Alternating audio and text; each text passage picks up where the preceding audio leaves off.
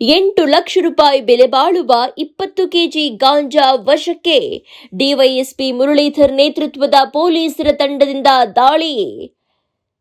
ನಗರದ ಹೊರವಲಯದ ಮಾಡಿಕೆರೆ ಕ್ರಾಸ್ನಲ್ಲಿ ಅನುಮಾನಾಸ್ಪದವಾಗಿ ಬರ್ತಾ ಇದ್ದ ಕಾರೊಂದನ್ನ ಡಿವೈಎಸ್ಪಿ ಮುರಳೀಧರ್ ನೇತೃತ್ವದ ಪೊಲೀಸರ ತಂಡ ತಡೆದು ಅಕ್ರಮವಾಗಿ ಮಾರಾಟಕ್ಕೆ ಕೊಂಡೊಯ್ತಾ ಇದ್ದ ಸುಮಾರು 8 ಲಕ್ಷ ರೂಪಾಯಿ ಬೆಲೆ ಬಾಳುವ 20 ಕೆಜಿ ಗಾಂಜಾವನ್ನ ವಶಪಡಿಸಿಕೊಂಡಿದ್ದಾರೆ. ಆಂಧ್ರಪ್ರದೇಶದ ಮದನಪಲ್ಲಿ ರಸ್ತೆಯಲ್ಲಿ ಬರ್ತಾ ಇದ್ದ ಕ್ರೀಟಾ ಕಾರಿನಲ್ಲಿ ಮಾದಕ ವಸ್ತು ಸಾಗಣೆಯಾಗ್ತಾ ಇದೆ ಎಂಬ ಮಾಹಿತಿ ಪೊಲೀಸರಿಗೆ ದೊರೆತಿತ್ತು. ಗ್ರಾಮಾಂತರ ಠಾಣೆ ಪೊಲೀಸರು ಮಾಡಿಕೆರೆ ನಲ್ಲಿ ಹೊಂಚು ಹಾಕಿ ಕಾದಿದ್ದು ಕಾರನ್ನ ತಡೆದು ಪರಿಶೀಲಿಸಿದಾಗ 20 ಕೆಜಿ ಗಾಂಜಾ ಸೊಪ್ಪು ಪತ್ತೆಯಾಗಿದೆ. ಕಾರಿನಲ್ಲಿದ್ದ 3 ಆರೋಪಿಗಳನ್ನ ಬಂಧಿಸಿದ್ದಾರೆ. ಒರಿಸ್ಸಾ ಮೂಲದ ಮನೋರಂಜನ್ ಮಹಲಿಕಾ, ರಾಕೇಶ್ ಕುಮಾರ್ ಮಹಾರಾಣ, ದೀಪಕ್ ಸಾಹು ಬಂಧಿತ ಆರೋಪಿಗಳು. ಒರಿಸ್ಸಾ ರಾಜ್ಯದಿಂದ ಬೆಂಗಳೂರಿಗೆ ಅಕ್ರಮವಾಗಿ ಗಾಂಜಾವನ್ನ ಸಾಗಿಸಲಾಗ್ತಾ ಇತ್ತು. ಆರೋಪಿಗಳು ಮಾದಕ ವಸ್ತುಗಳನ್ನ ಸಾಗಾಟ ಮಾಡುವ ದಂಧೆಗೆ ಸೇರಿದವರು ಎನ್ನಲಾಗಿದೆ.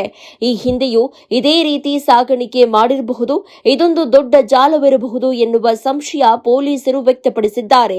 ದಿಬ್ಬೂರಹಳ್ಳಿ ಠಾಣೆಯ ಪಿಎಸ್ಐ ಶ್ಯಾಮಲಾ, ಸಿಬ್ಬಂದಿಯಾದ ಶಿವಪ್ಪ ಬ್ಯಾಕೋಡ, ನಟರಾಜ, ಶ್ರೀನಾಥ್ ರಾವ್, ನಂದಕುಮಾರ್, ಮಂಜುನಾಥ್, ಹರಿನಾಥ, ಗಿರೀಶ, ಶ್ರೀನಿವಾಸ್, ಸುಭಾಷ್, ಚನ್ನಕೇಶವ ಹಾಗೂ ಚಾಲಕ ಚೌಡಪ್ಪ ಪೊಲೀಸ್ ದಾಳಿಯ ತಂಡದಲ್ಲಿದ್ದರು ಎಂದು ಪೊಲೀಸ್ ಠಾಣೆ ಪ್ರಕಟಣೆ ತಿಳಿಸಿದೆ.